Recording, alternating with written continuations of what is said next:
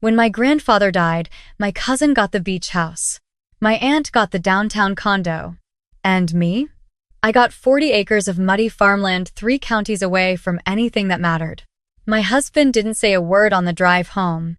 He waited until we got inside, looked at me across the kitchen, and said the one thing I've never been able to forget. "You're a burden, Sarah.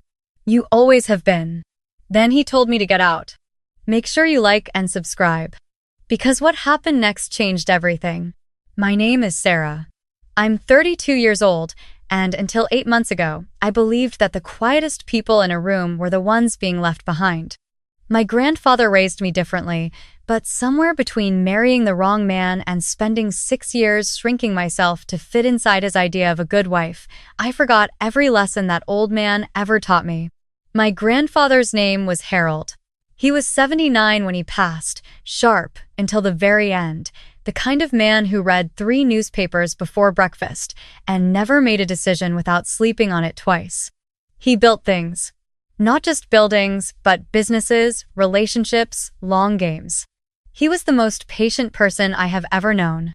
I was his favorite. Not in the way that gets announced at holidays, but in the way that matters more: the quiet Sunday afternoons he'd call only me, the time he drove 4 hours to sit with me when my mother was sick, the way he always said, "Sarah, you think before you speak." That's rarer than you know. My husband never understood my relationship with my grandfather. He thought it was sweet in the way men like him think things that don't make him money are sweet dismissively. My husband's name is Mark. He works in commercial real estate. He is very good at telling other people what their property is worth, and very bad at recognizing value in anything he can't immediately sell. When my grandfather passed in February, the family gathered at the attorney's office on a gray Thursday morning. My cousin Diane wore a blazer. Her mother, my Aunt Patrice, sat with perfect posture like she was accepting an award. Mark sat beside me. He checked his phone twice before the attorney even opened the folder. The beach house in Delaware went to Diane. She smiled and touched her mother's hand. The condo in Arlington went to Aunt Patrice. She nodded slowly, like she'd expected exactly that. Then the attorney looked at me.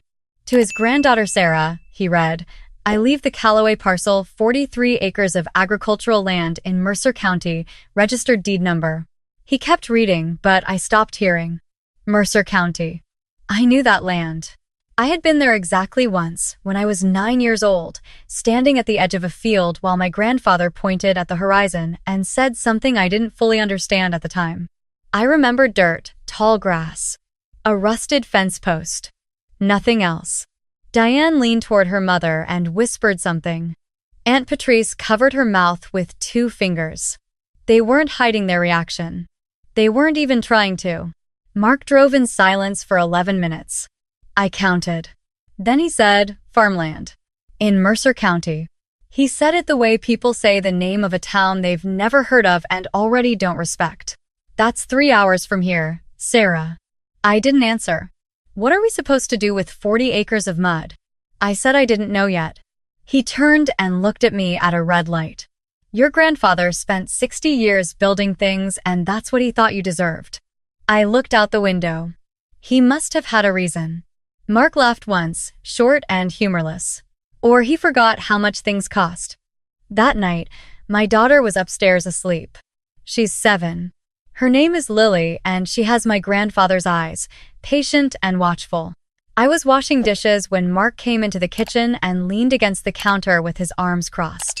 "I had lunch with Diane today," he said. I turned off the water. "When?" "After the reading. She called. We talked." He shrugged. "Her beach house appraised at just under $900,000. Did you know that?" I dried my hands slowly. "You want to know what 40 acres of agricultural land in Mercer County is worth?" He didn't wait for me to answer. I looked it up. "You're looking at maybe 80,000 if you're lucky. If the soil tests clean. Which it probably doesn't." He paused. "You know what that means? Your cousin got 11 times what you got. Your aunt got 20 times. And you got a field." I said nothing. "This is what I mean, Sarah." His voice was quieter now, which was somehow worse. "You move through life like things will just work out. You don't fight for anything. You don't ask for anything. You just accept whatever you're handed and call it graceful. He pushed off the counter. It's not graceful. It's passive. And I'm tired of watching it. He walked upstairs. I stood at the kitchen sink for a long time. The next morning he was gone before I came downstairs. There was no note. There was a bill from his credit card on the counter, a restaurant I didn't recognize, from the evening of the will reading. I looked at the name twice. He had taken Diane to dinner the night my grandfather was buried. I picked up my daughter from school that afternoon and drove. I didn't plan to go to Mercer County. I just started driving and didn't stop. The land was exactly what I remembered. Flat in some places, sloped toward a creek bed in the southeast corner, overgrown with dry grass and scrub brush. The access road was barely a road, more like a suggestion one made by truck tires years ago. I parked at the edge of the property and got out. Lily held my hand and didn't ask questions. She's good at that. I walked the perimeter slowly. It took almost 20 minutes. The land felt tired in the way neglected things feel tired, not dead, just waiting. Near the back of the property, close to the creek, I noticed something I hadn't expected. Orange survey flags. Thin plastic stakes driven into the ground at intervals, maybe 30 yards apart, running along what looked like the property's southern edge. They were new. The plastic was still bright, not sun-faded. Someone had been out here recently. I stood there for a long time staring at those flags. Lily picked up a rock and examined it seriously. The wind came across the field flat and cold. On the drive home, I couldn't stop thinking about those stakes. My grandfather had owned that land for over 30 years and never developed it, never leased it, never sold it despite offers. I found out later there had been offers. He just held it. Paid the property taxes every year. Held it. Why? That night, after Lily was asleep, I called the number for Mercer County's Planning and Zoning Office and left a message asking about any active development proposals near the Callaway parcel address. Then I went through my grandfather's things, the box the attorney had released to me along with the deed. Inside the box was a ledger, old and green with a cracked spine. 3 rubber-banded folders of receipts and tax documents going back 22 years. A photograph of my grandfather as a young man standing in a field I didn't recognize.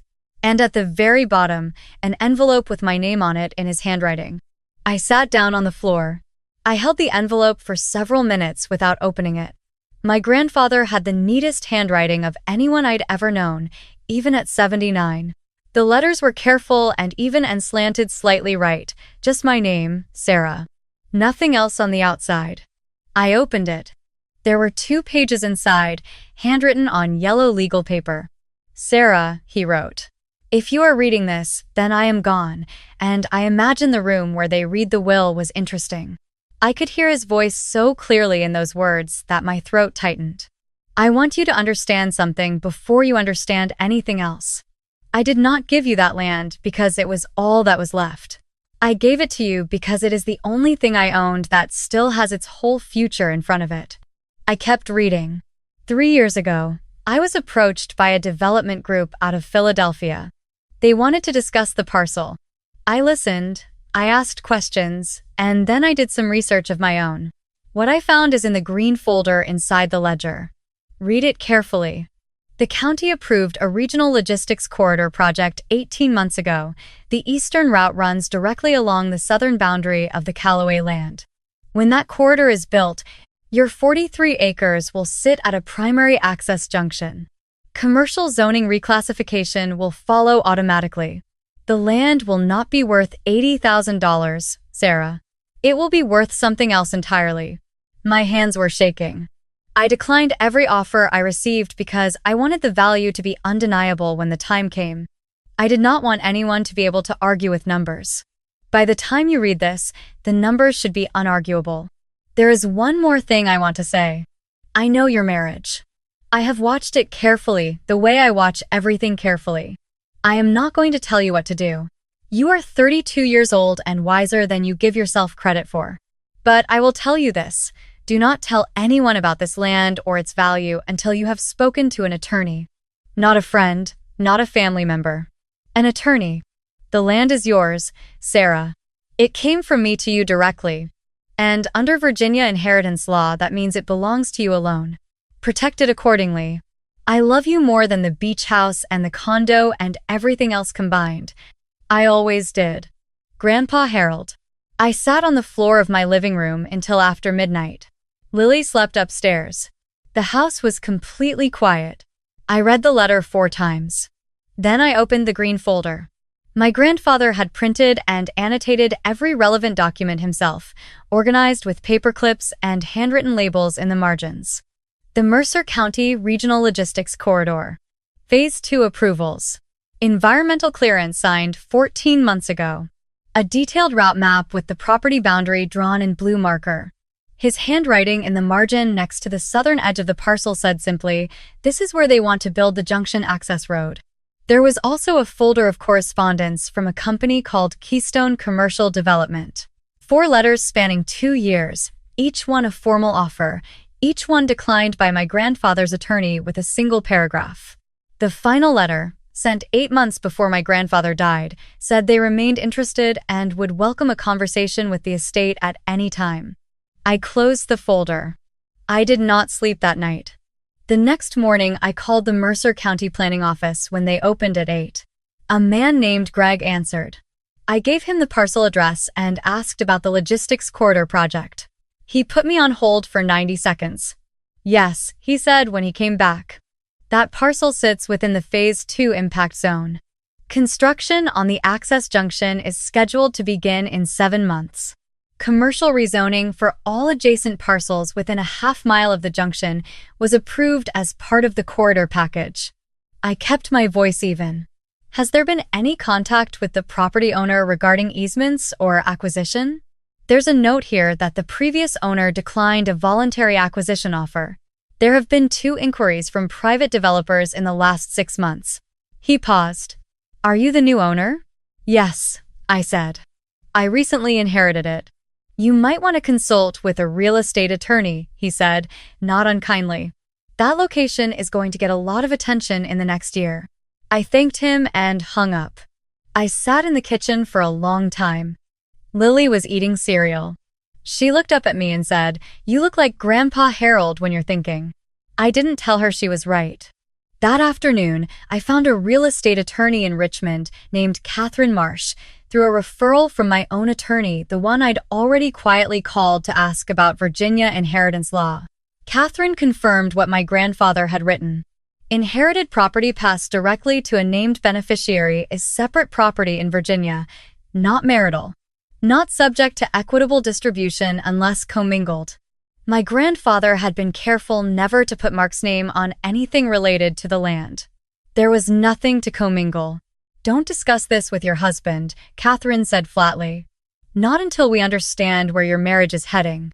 I told her where my marriage was heading. She said, then definitely don't discuss this with your husband.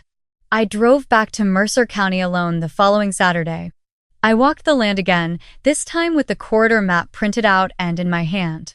I stood at the southern boundary where the survey flags were. The creek was maybe 50 yards beyond the property line. The access road, according to the map, would come off the new highway and terminate at a junction point, essentially centered on my grandfather's land. I thought about him standing in this same field when he was young, in the photograph in the box. I thought about 30 years of property tax payments, 30 years of declining offers, 30 years of patience. He gave me this land because he knew I would be patient enough to wait for the right moment. He was right. 2 weeks later, I met with Daniel Reyes from Keystone Commercial Development at a coffee shop in Richmond. I had Catherine on the phone in my pocket, listening. I had already reviewed all 4 of my grandfather's previous correspondence with their firm. I knew their interest was genuine. I knew the timeline pressures they were working with. Daniel was professional and careful, the way people are when they want something very much and are trying not to show it. We talked for 40 minutes. He asked about my plans for the property. I said I was still evaluating options. He said Keystone was prepared to make an offer that reflected current market conditions and the corridor impact. I told him I'd need it in writing.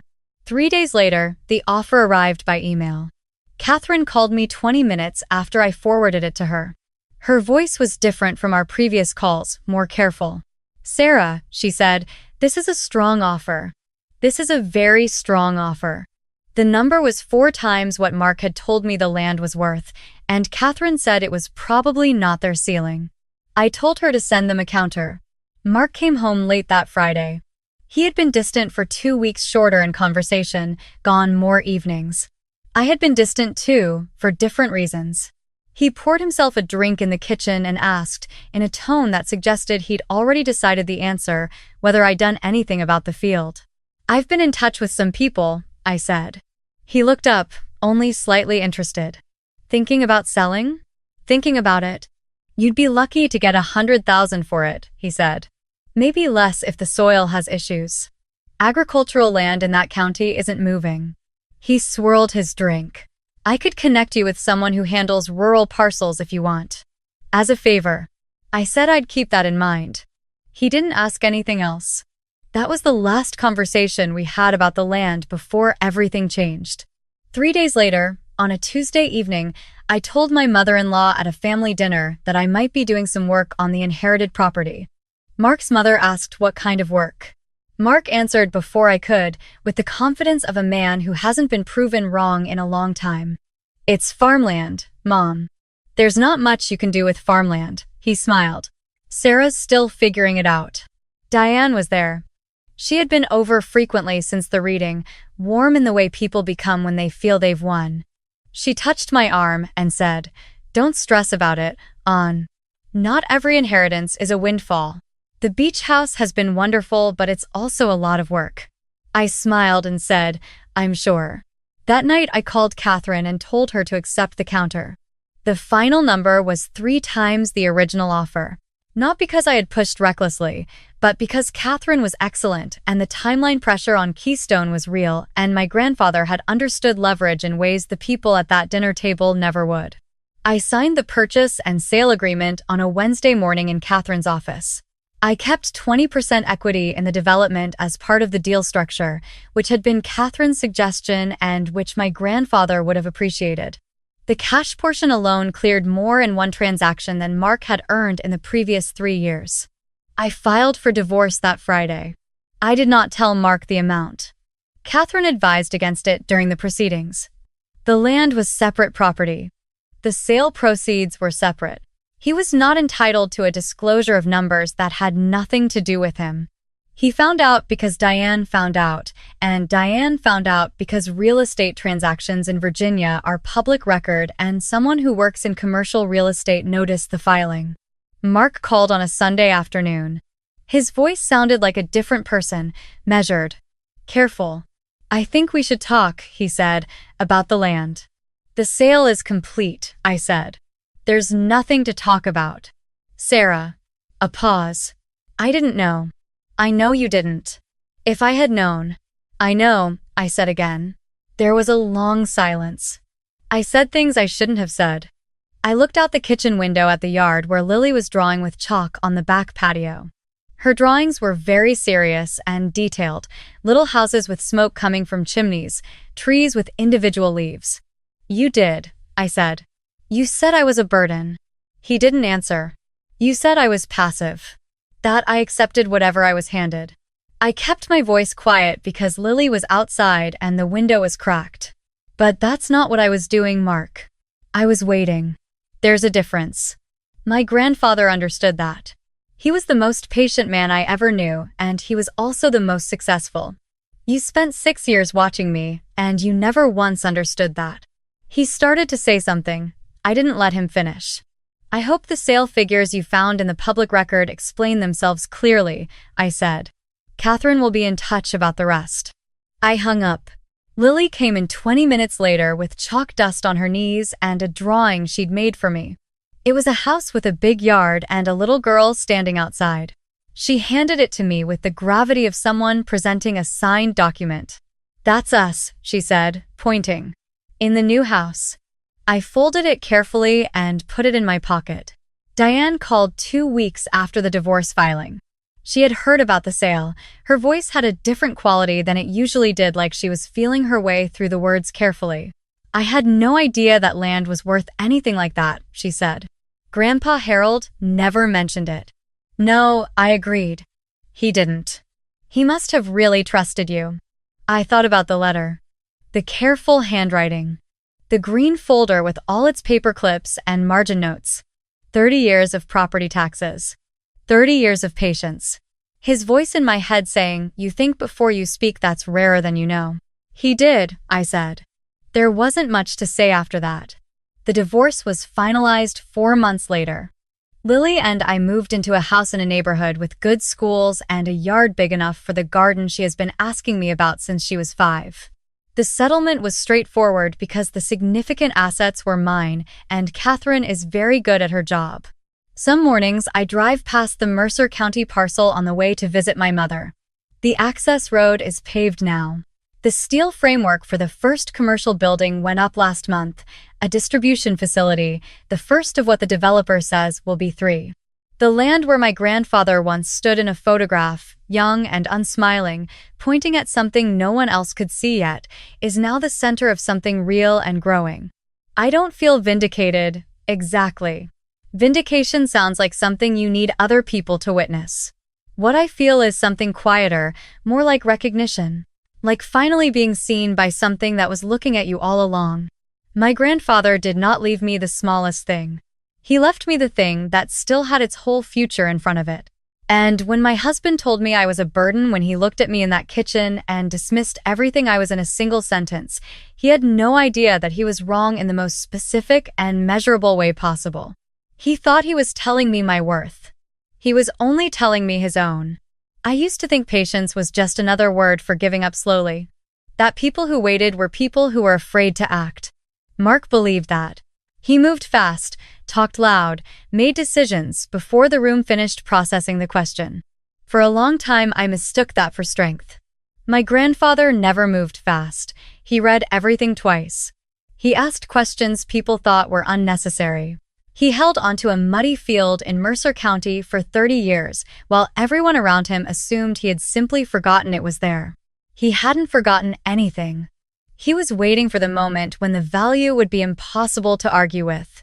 That's not passivity. That's the clearest form of intelligence. I know, the kind that doesn't need to announce itself because it's already done the work. What happened to Mark wasn't punishment handed down by some outside force. It was the direct consequence of a choice he made repeatedly over 6 years. He chose to measure everything by its surface appearance. He chose to look at a quiet woman and call her a burden instead of looking closer. He chose to take Diane to dinner the night we buried my grandfather. Every one of those choices was a door he closed with his own hand. When the final accounting came, he wasn't undone by my success. He was undone by his own long pattern of refusing to see clearly. That's how consequences actually work. Not as punishment, but as the inevitable result of what we repeatedly choose to believe and how we repeatedly choose to act. Mark spent 6 years building a version of me in his mind that was smaller than the truth, and then he lived inside that version until it collapsed. I think about Lily drawing chalk houses on the patio while I was on the phone with Catherine, finalizing numbers that would change both our lives. She didn't know what was happening. She just drew her houses with their careful little chimneys and handed me one when she came inside, completely certain it was worth giving. That kind of certainty, the kind that doesn't need validation to exist, is the thing I want her to carry her whole life. My grandfather had it. He knew what that land was worth before a single survey flag was driven into the ground. He knew it, and he protected it quietly, and he passed it to the one person he trusted to do the same. Integrity isn't dramatic. It doesn't announce itself. It's the decision you make at midnight in a quiet room when no one is watching and nothing has paid off yet. It's holding the deed and paying the taxes and declining the offer and trusting that what is genuinely valuable does not need to perform its value for anyone. I am 32 years old, and I am still learning this. But I had a teacher who understood it completely. He didn't leave me the biggest asset in the room. He left me the one that still had its whole future ahead of it. And in doing so, he left me the clearest possible lesson about what it means to truly know the worth of something and to wait, without flinching, until the rest of the world catches up.